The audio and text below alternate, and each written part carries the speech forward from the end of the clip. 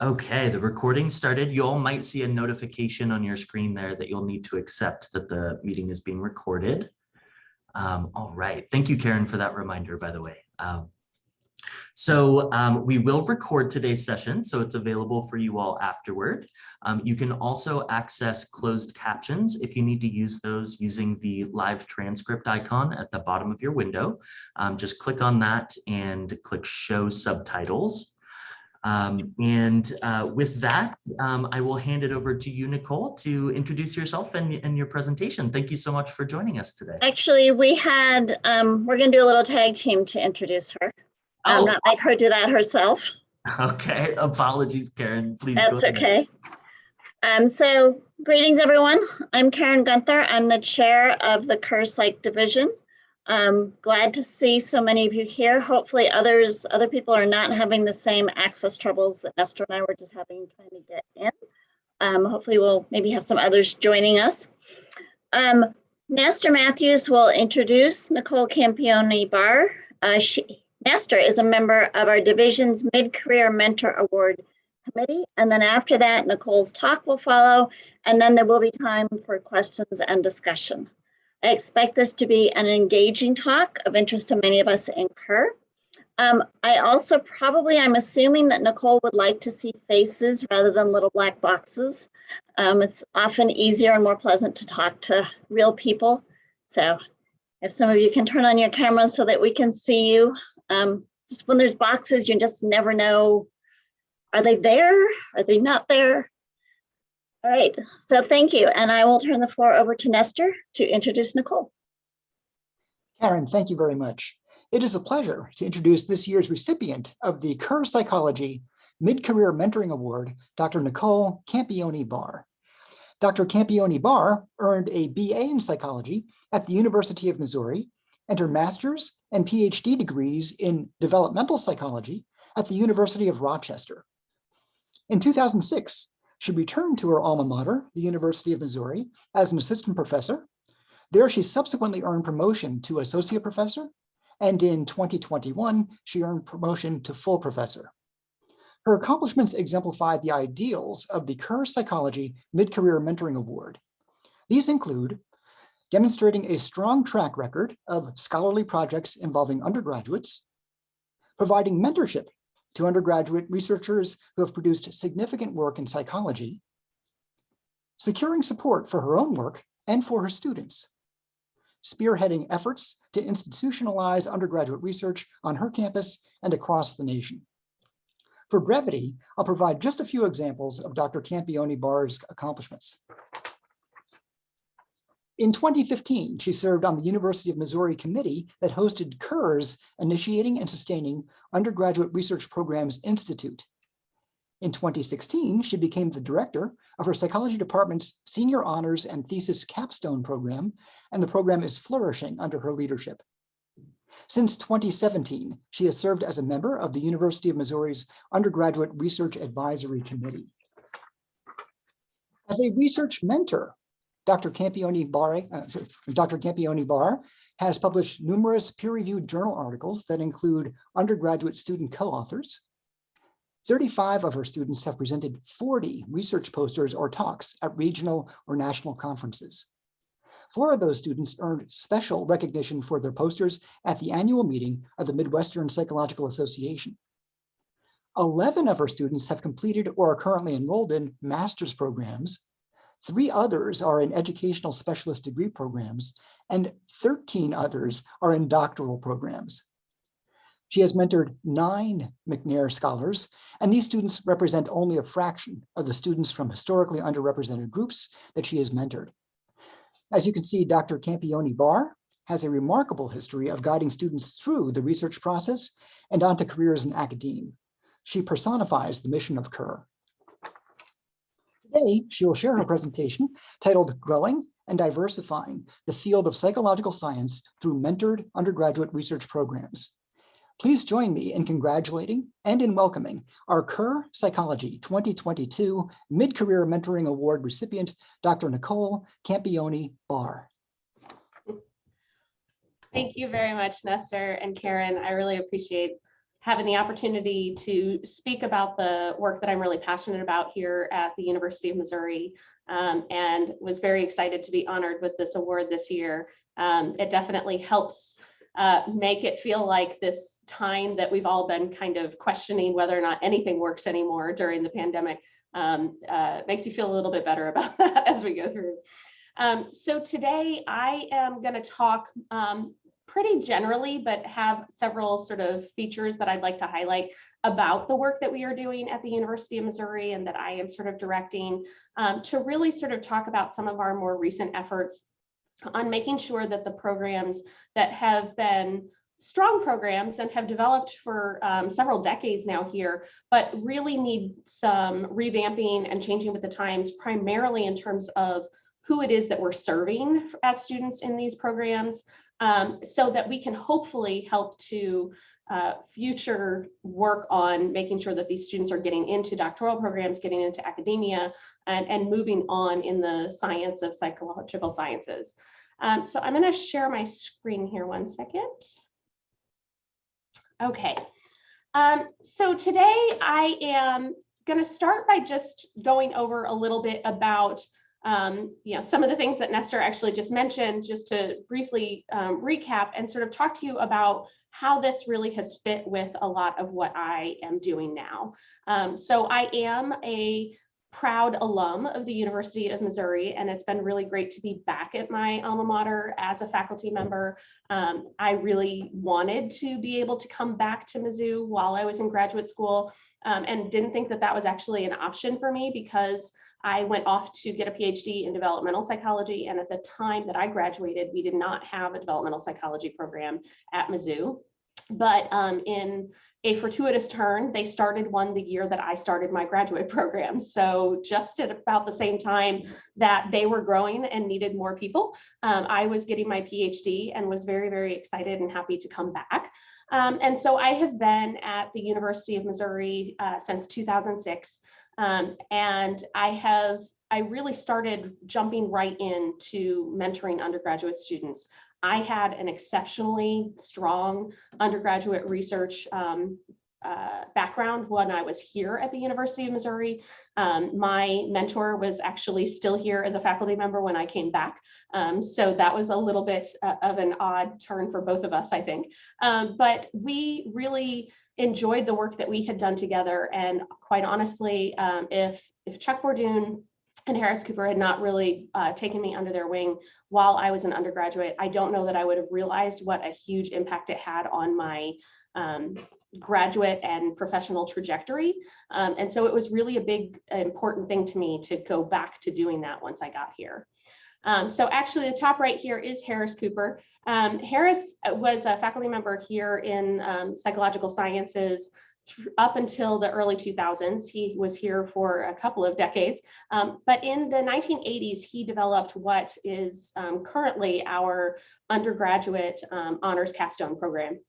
And at the time, it was really targeting students who were planning on going on to PhD programs within psychology.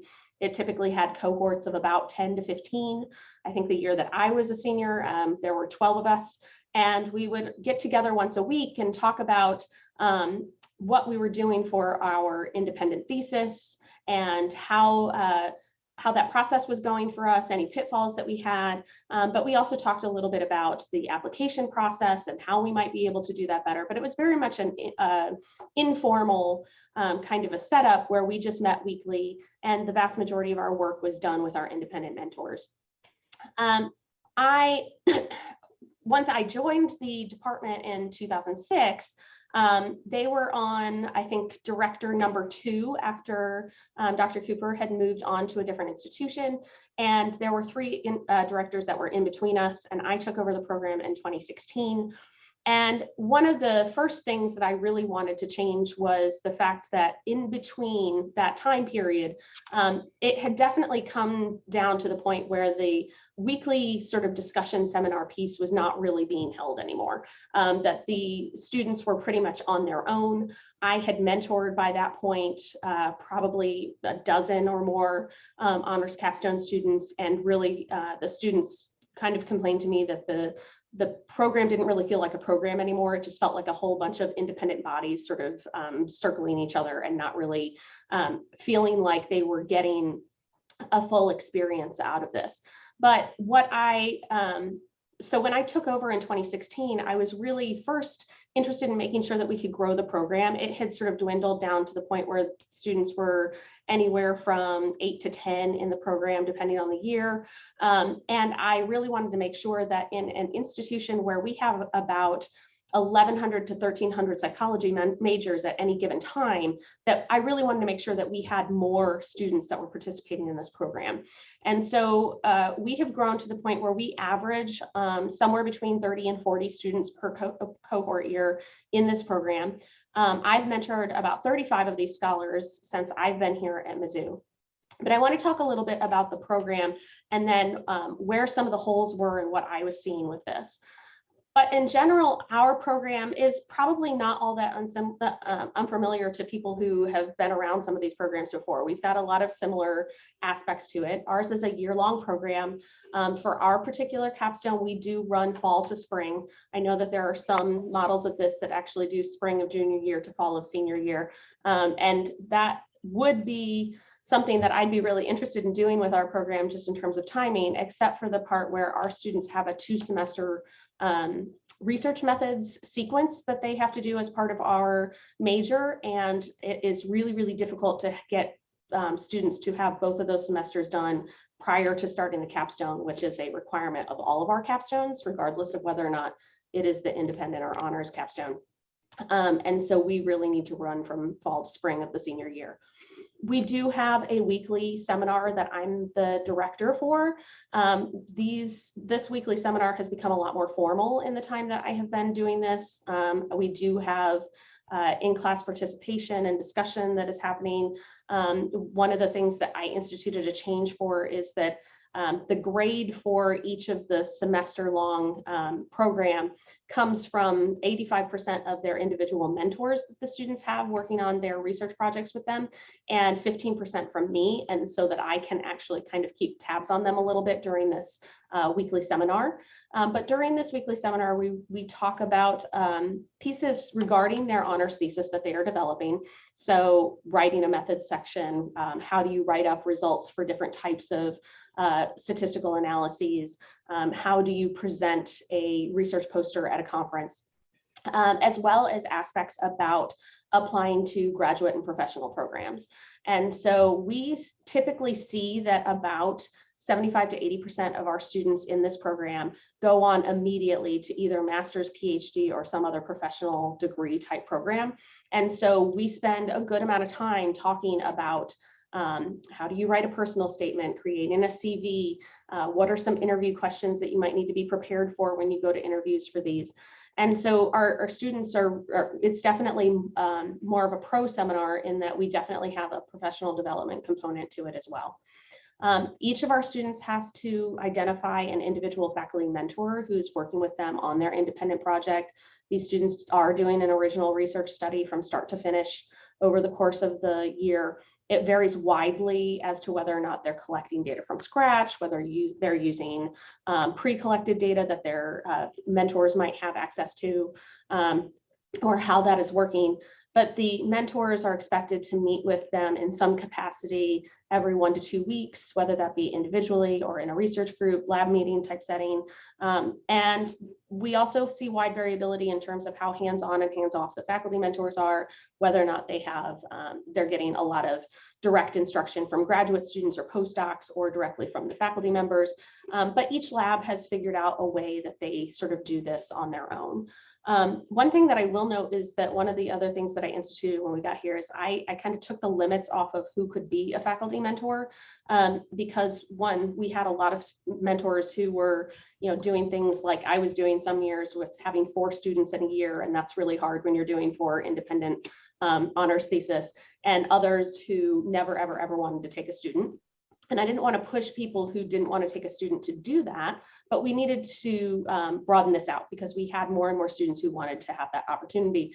And so because we're in psychology and psychology really is a hub science, I encouraged the students to look at other departments and other opportunities that they might have on campus for people to serve as a mentor. So we have students who are really interested and maybe you're getting minors in human development and family science, or in criminology, or maybe they're more interested in going into a master's in social work type program. And so a lot more of our students have started reaching out to faculty in other departments. And as long as the topic that they are studying is psychologically related, they are more than welcome to do that. And I work with the mentors across, I think this past year, we had 5 different departments represented.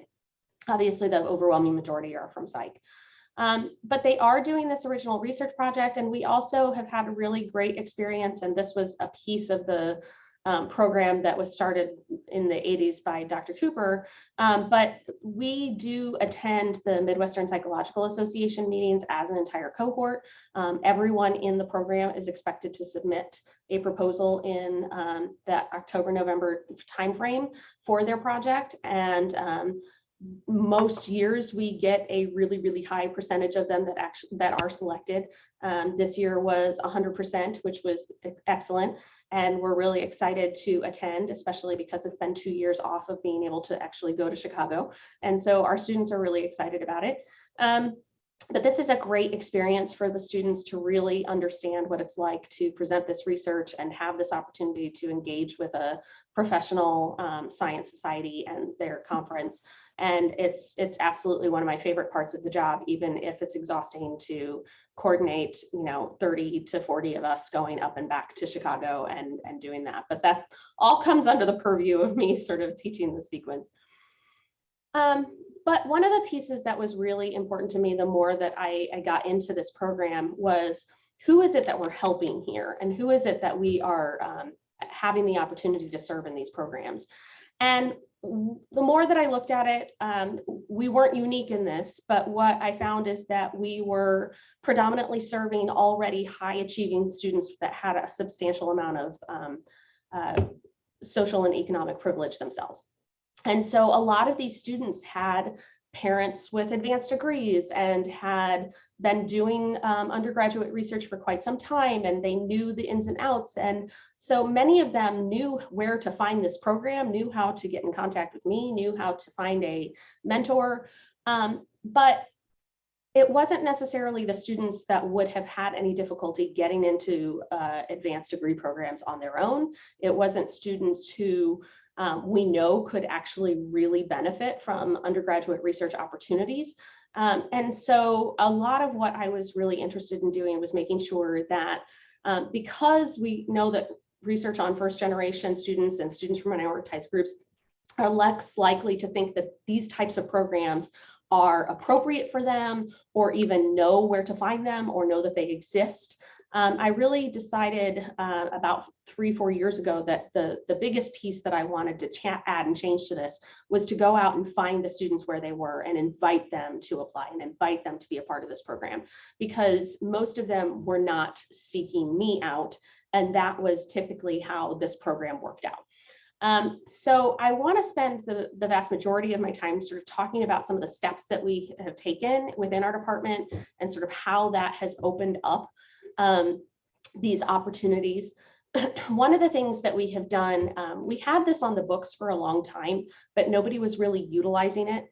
Our honors capstone program, it is designated as an honors, both courses, both the fall and the spring course that go along with this are designated as honors classes, and they can count for honors college credit and things along those lines in our university.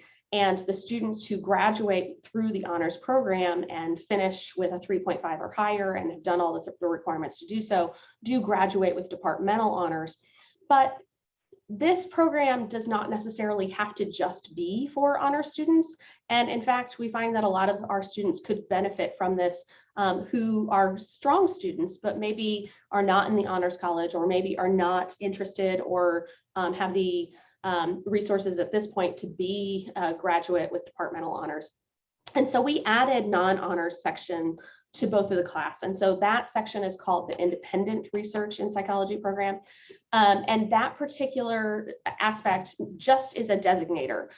Nothing else changes in terms of what they do in the program. They still attend the exact same weekly seminar. They still have to find the independent research mentor. They still have to do everything the same in the class because they are not, because of university rules about what can be designated as a graduating with departmental honors. We cannot offer them that, but they can have the opportunity and they can figure out a little bit more about what it is like to potentially be moving into something that's more along the lines of a graduate school style program. And so we added these non-honor sections, and the first year that we started sort of touting the fact that this was out there, we didn't have anybody in this. For a couple more years, we just had one, I think, each year. And now we're up to about somewhere in the neighborhood of about 5 to 6 students out of about 30 to 40 every year that are taking us up on this option. And some of this really comes down to the fact that we had to do a lot of advertising and say, this is something that, you know, everybody has been traditionally thinking of in terms of an honors type of scenario, but it's not just for honors students, and we want them to have that opportunity. Another piece that we sort of put into play was that because we have that 2-semester research method sequence, and because it's required that that be completed before they start, what we found a lot of times is one of the barriers was that students would get to their senior year and not have completed all of the requirements to be able to get there. And so they weren't done with all of that in a timely manner for them to be able to use that full senior year to be able to go towards this. Or they were already planning on graduating in 3.5 years. And if they're going to do that, they have to be even farther ahead because we only have it as a fall to spring option. So they have to be doing it more in their junior year and then only have that tail end of this 1 semester left. So between that and the fact that I was seeing in general that a lot of our students just didn't understand a lot of aspects about psychology. As a developmental psychologist and somebody who does a lot of work with kids and families and areas that are really interesting to a lot of students that are interested in psychology, the number of students that I would get that would come to me as seniors and say, I want to be a child, I want to do a PhD in developmental psychology like you, and I want to be a child clinical therapist. And I was like, oh, but those things don't go together, and we have to have this conversation. And so one of the classes that I started on our campus was an orientations to the psychology major class. This class is, we have our Gen Psych classes called Psych 1000. This is 1003. It's a 1 credit hour supplemental class. Students don't have to take it with Gen Psych. But what we were also noticing is we were getting more and more and more students that were coming in with AP psychology credit and just bypassing Gen Psych altogether. And so they were missing what it's like to be a psychology major in our department and sort of getting the broad overview. And so this 1 credit hour supplement class is really sort of separated out into 3 parts. There's a whole section on just what are some of the bigger, I can't go into every possible sub area of psychology, but try to really get them to understand what several of the bigger sub series of psychology are. What counts as psychology, or what counts as therapy, and what counts as something else, where there are related majors, and sort of how closely aligned are we to other things like HDFS, like social work, like education, and get them to understand that piece. A third of the class is looking at resources, just sort of trying to get them to understand that there is a career center that can do a bunch for you and bring them in and have them talk to the students. Here's the writing center. They're going to tell you about what they can do for you. We bring in the students that are on the board for Psych-Hi from our department and have them talk to these students who are predominantly freshmen and sophomores, or transfer students that are coming in from another institution. Give them an opportunity to see what are some of the other things that they could be doing with their program, and helping them understand that because psychology is such a broad field, that it's really important that they find other aspects that they can sort of tailor their experience to. So how are you going to strategically use minors or certificates or other classes and things along those lines to get to where you want to be? And then the last section is all about going on to graduate school, planning ahead, what you might need to do if you don't want to go on to graduate school, but you want to just get your BA in psychology and then do something else. What are some other options that you have? Trying to talk through what the differences are between things at a master's, PsyD, a PhD level, those kinds of things. And during that section, I talk a lot about the honors capstone and the independent research capstone and sort of how this could help them along their way. And it gives a lot of these students that are earlier on in the program the opportunity to plan ahead and to think about how they're going to move this forward. And a colleague of mine, two colleagues of mine in our department actually also were concerned about these issues that we were seeing with particularly students in our department. We had a lot of students that are participating in undergraduate research from a very early stage, but we found that more and more it was not our first generation or minoritized group students that were taking advantage of these opportunities, and for a wide variety of different reasons. Sometimes they just didn't know that it was important. Other times they couldn't take the time away from something like working to be able to offer those sort of opportunities.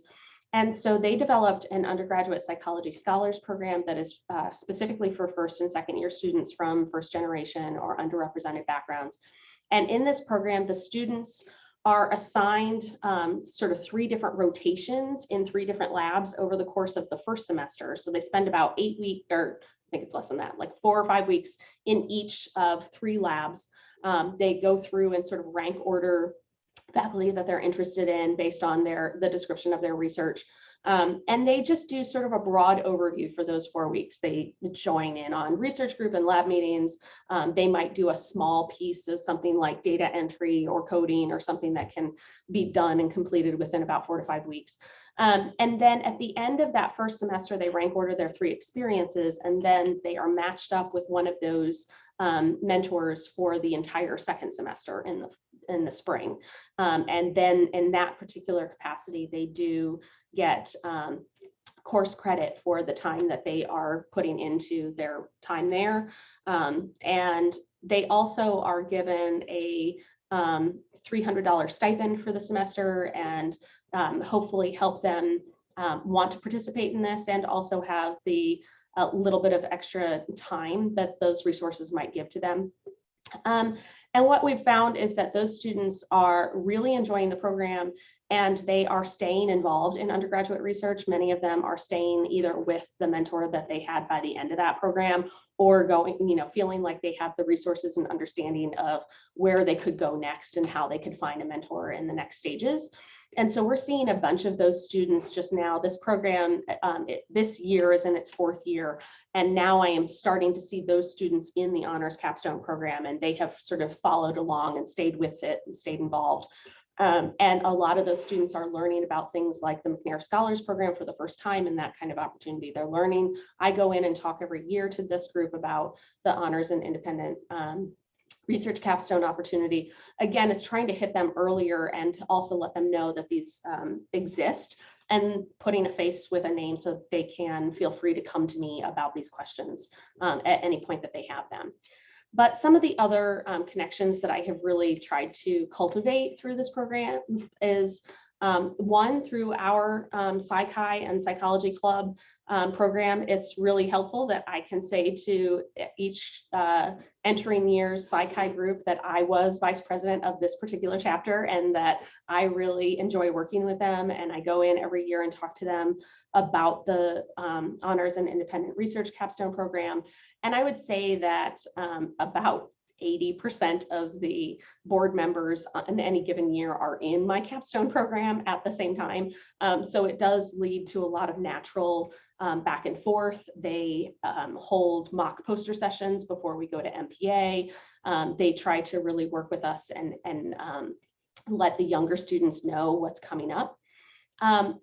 Because I have had several McNair scholars myself, I have gotten to be really close with the directors of our Campus McNair Scholars Program. They are exceptional people and have introduced me to the rest of the TRIO program individuals.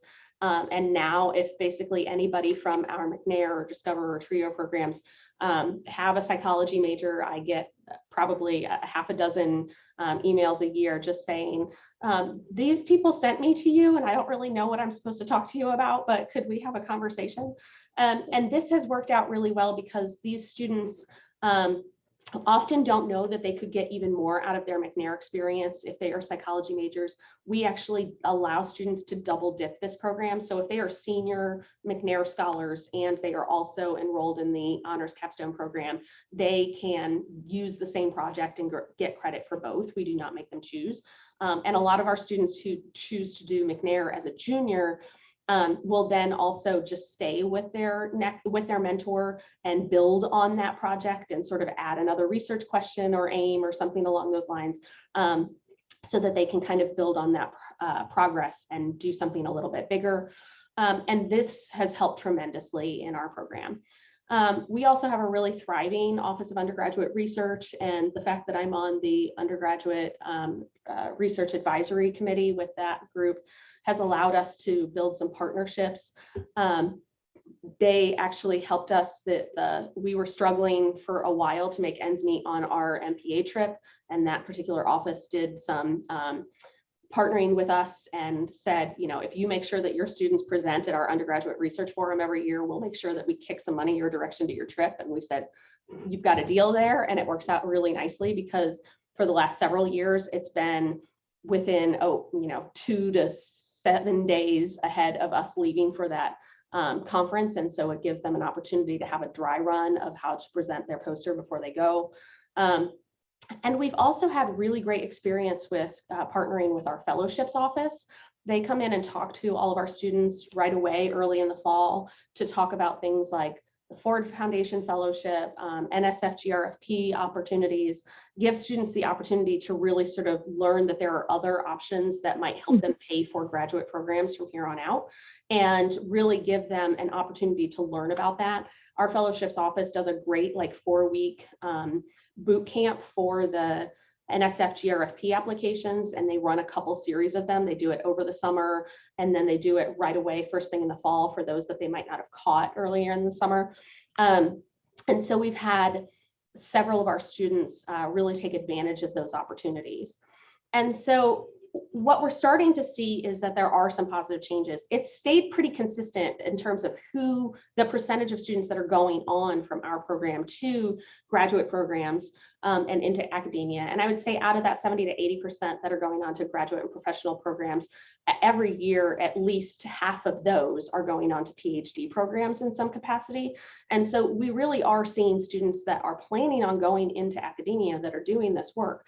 But what we're starting to see is that we're also gaining other benefits. So as you can see, if you kind of go from the bottom up there, our 2019-2020 cohort, so this is the cohort that was doing just fine until the pandemic hit them at the very end there.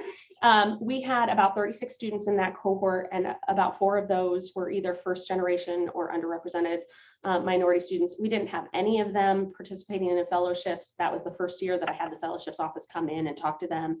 But we did have about 2 regional research awards that we got that year. The next year was a little bit of a down year because we were fully online. We only ended up having 16 students that wanted to participate in the Honors Capstone because they were worried that it was going to be a lot of work and that it was all going to be online and that they weren't going to be able to handle it. But we still had about 4 out of those 16. Now our ratio was definitely getting better in terms of being first generation and undergraduate underrepresented minority students. We did have 1 that applied for an NSF GRFP and received an honorable mention that year. And so we were definitely moving in the right direction there. And then this year, out of the 30 students that we have in our cohort, we're up to 8 students that are first generation or underrepresented minority students. We had 3 apply for GRFPs or Ford fellowships. We had 2 that are going to be awarded their research awards, and we have the most accepted presentations at MPA of any other institution this year. And so we're really moving in the direction that I'm hoping for. I'm hoping to see more and more of our undergraduate students continue to do some of the other pieces like apply for the fellowships, do these other aspects. But it's really shown me that there's a lot that we can be doing for these students. It's not that these students don't want to participate in these programs. It's not that these students can't flourish in these programs. They absolutely can. It's just that they don't know how to find us. And we need to have more boots on the ground doing this work to make sure that they feel included and like these programs are an option for them. And they need to be hearing about them right from the get-go. So a lot of our students, we're really starting to see that the more that they understand about where they're going to go, even if they don't get involved in research themselves right at the early stages, which would be even more ideal, and we're still working on that, we're seeing that these students are really much more interested in planning ahead and trying to make sure that they set everything up. They really do want to be successful and want to make sure that they can participate in these programs. And it's not that we don't have any caps on this program. So I am willing to take this up as high as they will give me a classroom to teach it in, and as many buses as it takes for us to get back and forth to Chicago. I think that we've kind of settled out that 40 is probably about our limit, just by virtue of the fact in terms of students who are willing to commit that time and have the ability to do so. But we're trying to make sure that our students understand that we want this program to be reflective of our department as a whole. And our department as a whole is becoming increasingly diverse every single year in terms of the students who are interested in our programs. And we want to make sure that all of our programs represent that. So I really wanted to sort of get all of that out and save plenty of time at the end to have conversations, because I am really curious to know what other programs are seeing, what other programs are doing, and whether or not you're having success with anything in particular, whether or not there's other conversations that we can have to include this.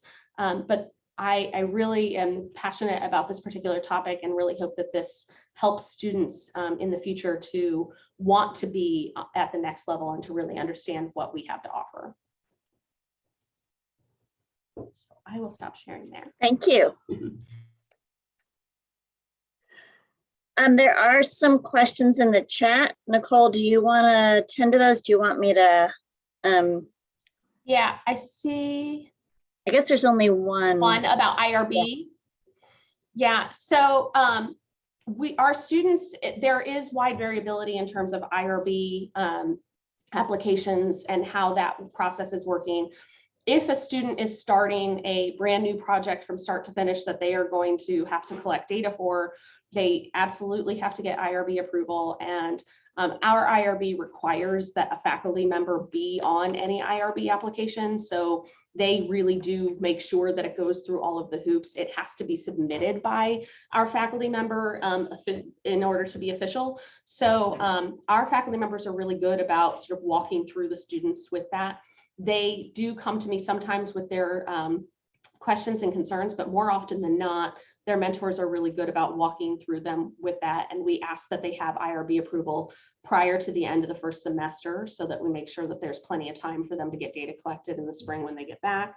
But I will say that that's probably about 50% or less of our students, because many of them are using data from that has already been collected, and maybe they are either just added on to an IRB if they are helping with the process, or maybe it's past the point where that's even necessary. So a lot of the students in my lab in particular, students are not going to be able to get high quality data from parents, adolescents, and siblings in over the course of just a few months that they could collect data from me. So my students work more in a pay it forward model where I ask that, I probably should have said this earlier on, the students are asked that they commit about 10 hours a week to this program. And we say on average that about 5 hours of those should be spent on you writing your thesis, reading for your background research, any of those kinds of things. And about 5 hours should be put towards sort of the practical application of research. So if you are collecting your own data, obviously running participants can fall into that. If you're not, we're asking that students do something else within the lab as sort of a research assistant type position to try to get that experience. So in my particular lab, it's more along the lines of they are using data that's already been collected, but maybe they're coding data that might be used by the next student that's going to come through. So they're trying to get all of those pieces. They might not get all of the experiences in a linear fashion, but they get all of the experiences in some capacity. Examples of student projects, we have such a wide variety. Right now, I'm trying to think of some of the projects that we have going on. I have one student who is investigating the intersection between sibling conflict and sibling positivity, and whether or not that it is beneficial to have a positive relationship and highly conflictive, or if it's not so much. And in terms of their relationship quality and in terms of depression and anxiety symptoms in adolescence. We have one student who is working with someone in health psychology, which is actually a separate department from us, and really investigating the effectiveness of marijuana education programs with young adults. We have one student who, we have multiple students that are interested in aspects related to autism, and we have a couple of different faculty in our department who are particularly interested in the neuropsychological aspects of autism spectrum disorder. And so a lot of them are using pre-collected data, but looking at brain scan, MRI imaging, and sort of running studies with that. And then in terms of, you know, some of the stuff that the students are collecting themselves, we have one faculty member in particular who is particularly interested in motivation, intrinsic motivation, and how that impacts life. And he's really interested in students coming to him and saying, okay, let's continue to do this same type of project, but let's do it across a bunch of different contexts and a bunch of different types of samples. So he encourages students to come in and say, okay, well, what sample could you help us get access to that we haven't done these types of studies with before? And so he's done samples, had students do samples with sorority members, fraternity members. Last year, we had a student who was particularly interested in the motivations of knitters. She was a knitter herself and looked at participating in those types of activities. We've just had a lot of students be very, very creative. Last year, we had a student who did a study. One of our faculty members, Laura King, is really well known in meaning in life and positive psychology. And the student did whether or not having a dog or a cat or no pets was better for your mental well-being through the pandemic. And it was absolutely awesome. Turns out dogs win, which I didn't actually expect. I mean, but it never ceases to amaze me, the scope of project that students can get done. And really it is a situation where they are only limited by their imagination and what their mentor is willing to do. Most of our mentors are really upfront with students now about, this is the scope that I'm willing to do. And some of our junior faculty mentors that are trying to get tenure and trying to get published are like, look, if you come in here, I'm sticking you on this project and this is what you're going to do. And because that's what I have to get done. And I definitely had a year where I had 4 students that I had to say, you get this one, you get this one, you get this one, so that we can move through some of these things. We have others that are very strategic about the fact that, and actually even my own experience in this program was one that there was a doctoral student, a master's student, and myself that were all conducting sort of thesis projects at the same time. We did all one big data collection together, and I had one tiny piece that was a part of going along with the doctoral student's dissertation. And it really just gave me a better sense of like where I was headed next and what the next pieces were going to be. So I really enjoyed that experience, and we see a lot of that sort of mentoring downhill as well. Other questions, or are there other examples of things that your institutions have that have been working in terms of offering these types of opportunities to more and more students and to encouraging students that wouldn't traditionally come into them to be a part of them? Hi, Kim Raposa. I'm from Mercy College out in New York, and I know Mercy. excellent. That makes me feel very proud.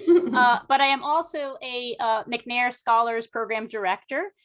So I too have sort of made connections with our honors program, because I also feel like it's kind of reciprocal, where we're both kind of looking for the same kind of student, and it's kind of a non-compete. And so we can make really good alliances that way. And I guess I kind of look at this from a couple of different angles because, you know, I've had grants where I've brought students into like my lab and they've worked with me on different things. So I've kind of had that sort of, you know, small model of direct mentorship. With McNair, I've kind of experienced directing a program with about, you know, 27 to 30 students and moving them through an experience sort of a lot like what you've done.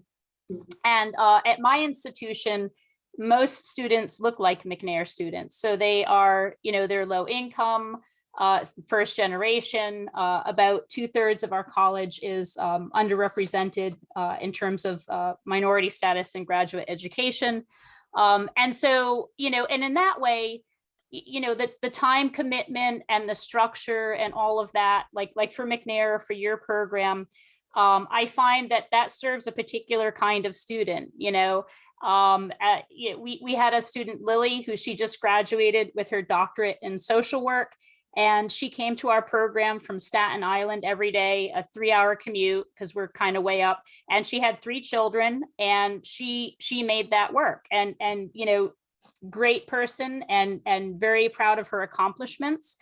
But I also struggle with how to engage students around these opportunities who can't manage that. So, you know, Lily is exceptional and she has an exceptional amount of drive. You know, is every person who is sort of non-traditional with kids and work and everything, are they going to be able to engage in this and do this? And I think for me, sometimes that's where the struggle comes in, because a lot of our students have very deep financial concerns and they do have to work, and COVID has made that more stressful. I've had students who like they've literally left for a semester because they had to go work, or someone in their family has lost a job and now they have to work full time to help the family, and it's very real.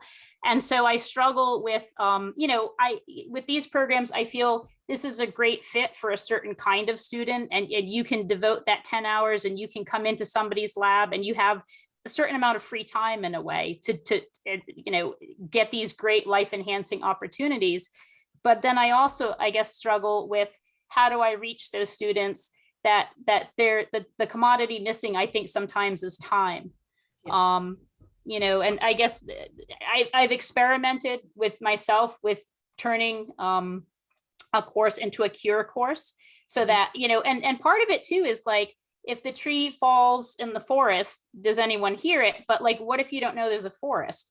And so I say, as you know, myself, like how I ended up in graduate school was like, I didn't come from a tradition of education, and I was a Pell Grant recipient myself. And so I got to college, like my parents were like, go to college, but yes, I hear the message, I go. And when I went to college, I had a professor, and she was like, you know, you should go to graduate school. You're doing really well. And you know, I'm like, what's graduate school? You mean there's more school after this school? Like, I didn't even know graduate school existed. And so I think sometimes our students don't even know research exists, these opportunities exist, these scholarships or fellowships exist on the graduate level. Mm-hmm. And so I guess for me, I struggle with how to reach those students too.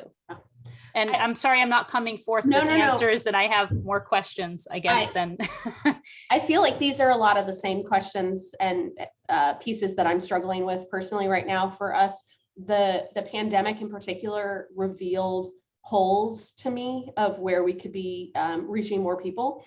And we had more students because, well, last year in particular, when we were completely online, we had students who joined the program that wouldn't have otherwise, because they wouldn't have been able to be on campus to do all of that work, and it wasn't expected of them to do so. They found mentors that were willing to work with them one-on-one virtually, and to do those kinds of studies that way, and joined that program. And so then this year, when the university came back and said, you will be back in person in that class, it was like, okay, but now there were students that were coming to me and saying, wait, I want to be able to do this too. And I have 2 non-traditional students in the program this year, and it has been eye-opening to me in terms of the ways that there are still barriers to what we're trying to do, despite the fact that I'm trying to do like all of the flex everything in terms of offering these opportunities. There are still just structural barriers to getting this program to be something that's helpful to them. One of them that I hadn't even thought of until we just got to the point where we're like trying to plan for this trip to Chicago. We have a pretty tight budget that we are like trying to work off of. And so we have enough money, and we do pay for the trip. We pay for them to ride up in, we take 3 15-passenger vans. We get a block of rooms that we pay for and stay forward to a room. And the only thing that the students pay for is basically the $25 undergraduate fee registration for the conference and whatever food that they need. We even make sure that we pick a hotel that has free breakfast so that we can reduce one of those barriers, right? But I had a student who is nearing 40, and she said, I'm not riding up in a 15-passenger van with all of these 22-year-olds, and I'm not staying with them. And I'm like, okay, I completely understand that. I don't have any more money in my budget to be able to provide a separate room for you. And so she has applied for some other opportunities, as just about every institution. And I see Linda on the call now. Every institution has struggled with budget cuts and everything. And so we don't have the number of opportunities for students to apply for travel funds and things like that we used to. So this has become a new barrier. It's like, I understand that that's a comfort level thing for her, but that's an important comfort level thing.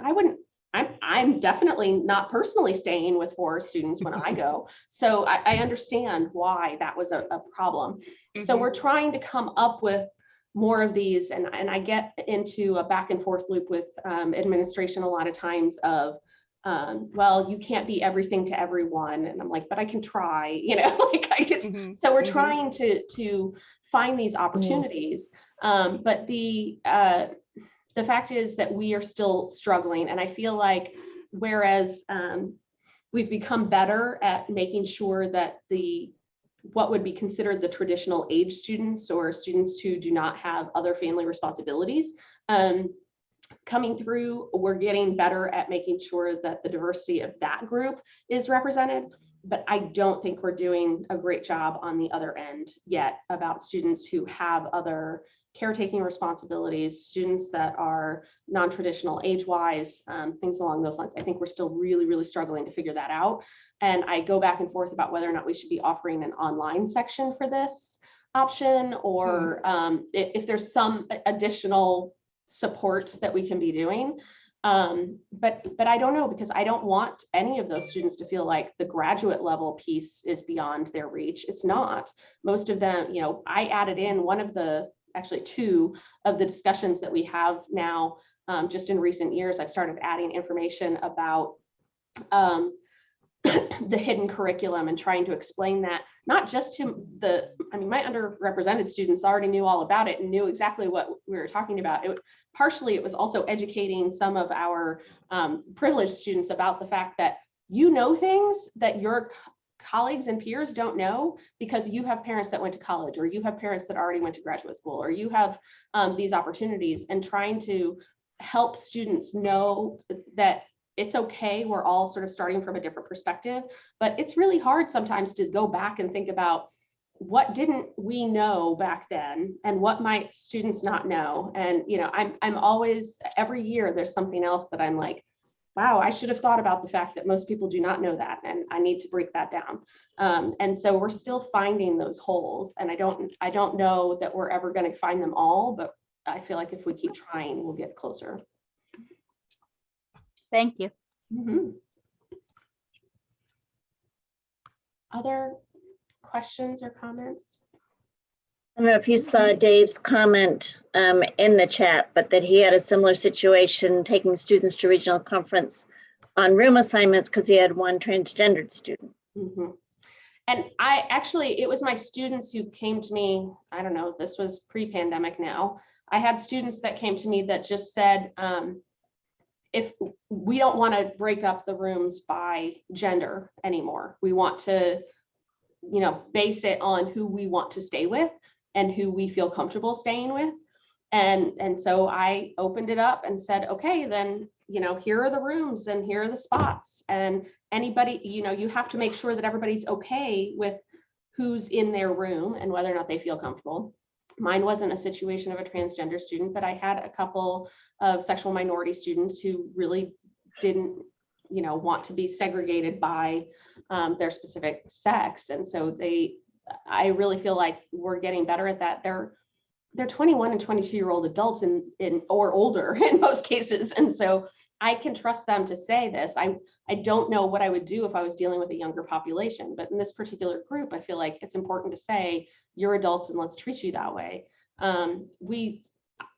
One of the reasons why I took over part of this too is that we had gotten to the point where everything was so hands-off prior to me taking on that it was just a lot of students individually taking cars up and everybody just sort of doing what they needed to do. And that part made me a little bit nervous, because I was like, wow, that's a whole lot of students that are coming from the middle of Missouri and driving in and out of downtown Chicago that have never sort of driven under those conditions. Could we make this easier? Could we make this cheaper and more something that students can feel more comfortable with? Because some of our students felt a whole lot more comfortable with that than others. But I try to work with the students as much as possible in those situations. And some of the things we can do, and some of the things we have constraints on, but I found that the students, as long as I can get them to open up and trust me and tell me what's going on, which has probably been my biggest barrier just this year, is that I have a lot of students who are going through a lot of different things, and it's requiring me being very eagle eye about who's not showing up, who's not turning things in, who's not doing stuff that might be out of the realm of what's typical of that student. I have a lot of conversations with faculty that they're like, oh, they just dropped off the face of the earth and I haven't gotten anything from them. And I'm like, these are like 3.7 GPA students. Don't you think that seems weird? Like maybe we could go and check on them and find out what's happening, because these aren't the kinds of students that just drop off the face of the earth for no good reason. If they are doing a program like this, it's because they're driven and they want to do that. And it takes a lot of time and commitment. And so the more that we can find out what's happening, the students tend to want to come to me a little bit more than their faculty, which I have a love-hate relationship with. I absolutely want them to come with me and I want them to talk to me about it. It's the conversations where they're like, well, I just feel so uncomfortable going to Dr. So-and-so because he's just so brilliant and he's so busy with his research. And I'm like, so am I. I just want, but at the same point, I want them to feel like they have a person that it can be a contact for them. But I mean, and they know that I can't handle everything. The best I can do sometimes is be like, you can have an extra week on your results fiction. But sometimes that's what they need to feel like they can move on to the next step. We're just about at 3 o'clock, and I know some people have already cut out to get to other meetings or 3 o'clock classes or something. So let's thank Nicole. Very inspiring. Feel a little bit exhausted thinking about all that you're doing. I will say that this program is 2/3 of my teaching load. So Okay. This is definitely a big piece of how I managed to get that accomplished. Good. Yeah. All right. Well, thank you very much. Have a good day. You too.